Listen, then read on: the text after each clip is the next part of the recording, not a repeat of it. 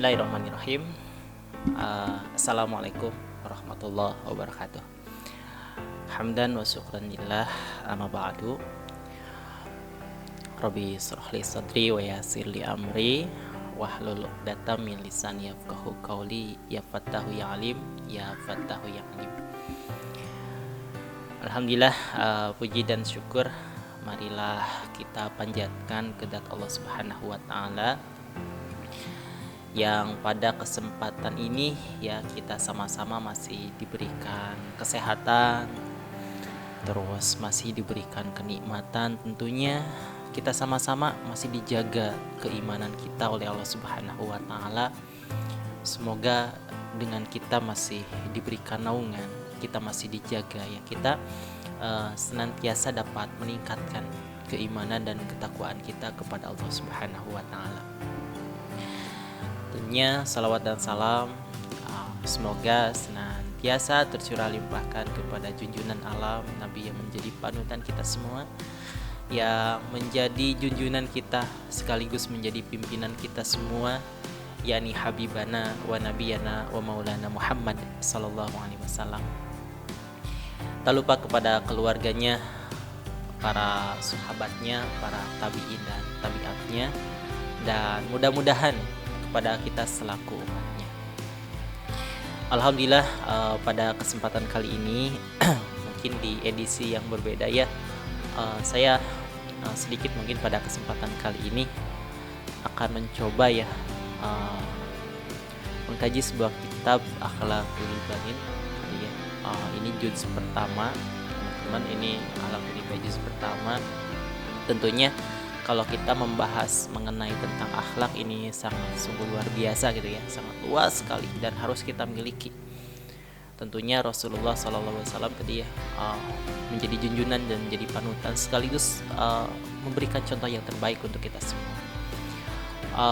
Yang pada intinya ya, di dalam diri Rasulullah itu ada sesuatu hikmah yang harus kita dapati dan harus kita contoh, harus kita harus kita lakukan, harus kita implementasikan dalam kehidupan sehari-hari.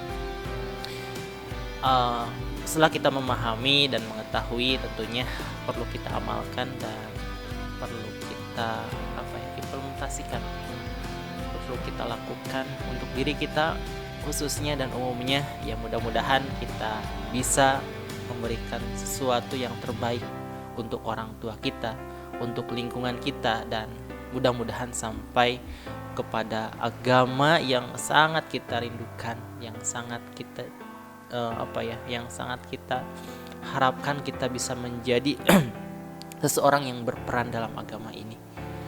Dan lebih umumnya lagi untuk negara Republik Indonesia ini, yang mudah-mudahan kita menjadi anak-anak yang menjadi generasi yang soleh dan solehah gitu ya.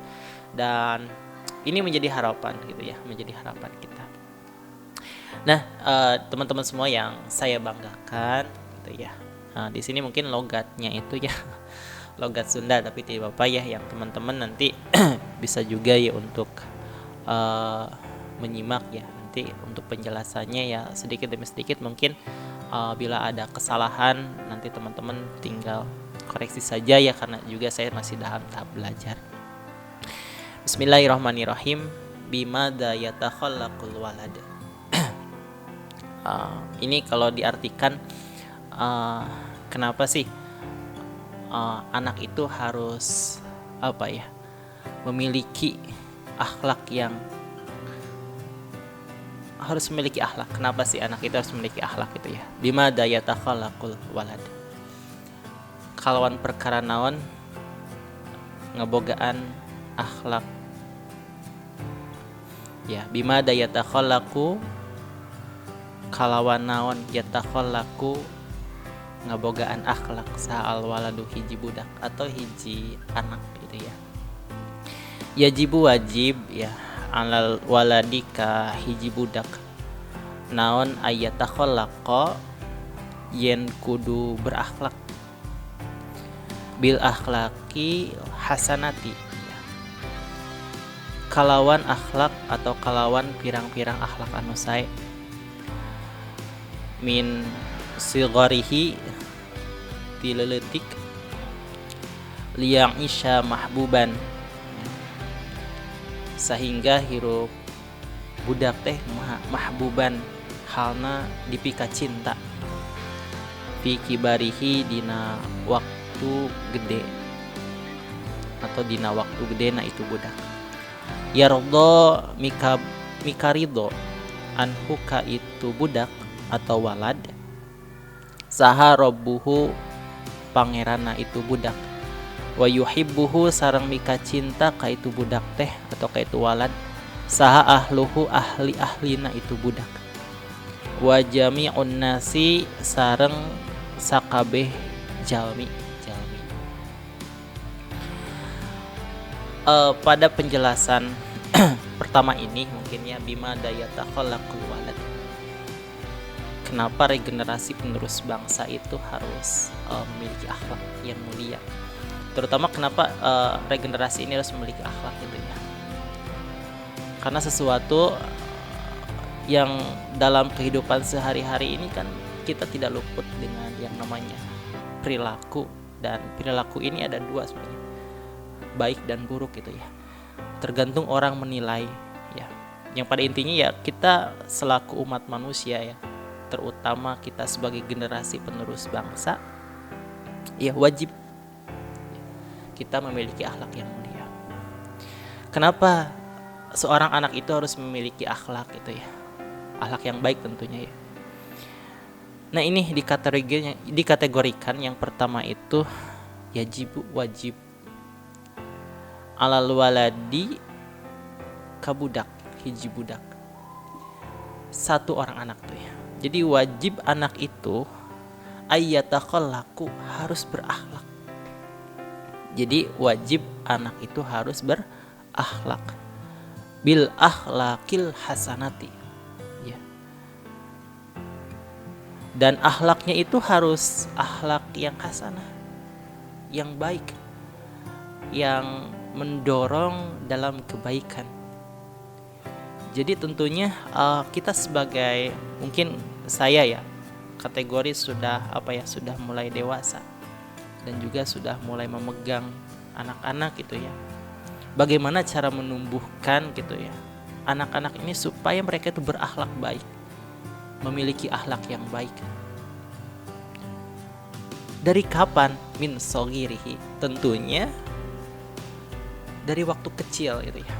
Dan akhlak yang baik ini harus bisa ditanamkan ya, harus bisa ditanamkan kepada anak-anak, baik itu kalau di pesantren kepada para santri, kalau di sekolah berarti kepada para siswa. Kalau saya mungkin statusnya sebagai mahasiswa juga tentunya menjadi contoh nih bagi yang bawah-bawah gitu ya, harus bisa memiliki akhlak yang baik, harus bisa membawa adik-adik, harus bisa memberikan contoh yang terbaik tentunya. Jadi dari waktu kecil ini akhlak yang baik itu harus ditanamkan, dan anak-anak baik itu siswa dari kecil itu harus mulai kita tanamkan akhlak-akhlak yang baik. Ya tentunya seperti perilaku kehidupan sehari-hari saja gitu ya. Bagaimana tata cara kita makan gitu ya, itu harus ada etikanya juga, ada ada tuntunan gitu ya. Jangan sampai ketika kita makan sambil berdiri gitu ya, itu kan kurang baik juga gitu ya. Dan itu kalau semisal orang dewasa melakukan hal seperti itu terus terlihat oleh anak-anak, itu kan itu kurang baik juga. Nah, itu kurang baik juga. Jadi bil akhlakil hasanati min sogirihi. Jadi akhlak yang baik itu harus ditanamkan sejak kecil ya. Supaya apa? Liya'isha mahbuban fi kibarihi. Nah, supaya nanti di waktu besar itu ada kecintaan ya. Ketika waktu besar itu, wah, saya dari kecil dididik oleh orang tua, senantiasa didikannya itu yang terbaik gitu ya untuk anak-anaknya. Dan ini menjadi menjadi salah satu yang harus kita lakukan, utamanya saya ya sebagai generasi penerus bangsa yang akan menjadi orang tua gitu ya. Tentunya dari sekarang, dari kecil ya, dari kecil harus bisa memiliki akhlakul hasanah gitu ya, supaya mahbuban fi kibarihi, supaya timbul di dalam diri anak itu ketika waktu dewasa itu ada halnya yang mahbub gitu ya, mahbuban.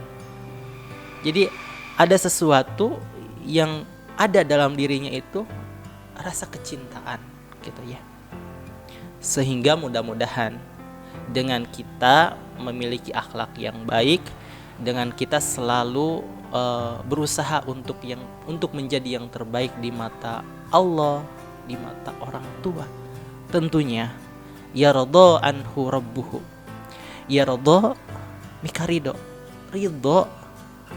anhu ka itu budak walad gitu ya. Jadi ridho, siapa yang ridho? Rabbuhu itu ya, pangerana, dalam artian Allah Subhanahu wa taala. Jadi ketika kita misal saya ya selaku walad ya, anak, terus menanamkan sifat-sifat yang baik, terus akhlak yang baik tentunya, sehingga ridho Allah, Masya Allah ya, ini sungguh luar biasa. Wa yuhibbuhu ahluhu, dan mika cinta kawalad saha ahluhu, ahli-ahlina, baik itu orang tua, keluarga dan lain sebagainya gitu ya, guru gitu. Wa jami'un nasi, dan seluruh umat manusia, seluruh manusia. Jadi ini yang menjadi salah satu ya rujukan kita supaya kita menjadi orang yang sukses dunia dan akhirat. Mudah-mudahan pada kesempatan kali ini pembahasan ini memotivasi, intinya yuk kita sama-sama jaga dan sejak dini kita berakhlak yang baik. Itu saja yang dapat saya sampaikan, semoga bermanfaat. Terima kasih. Wassalamualaikum warahmatullahi wabarakatuh.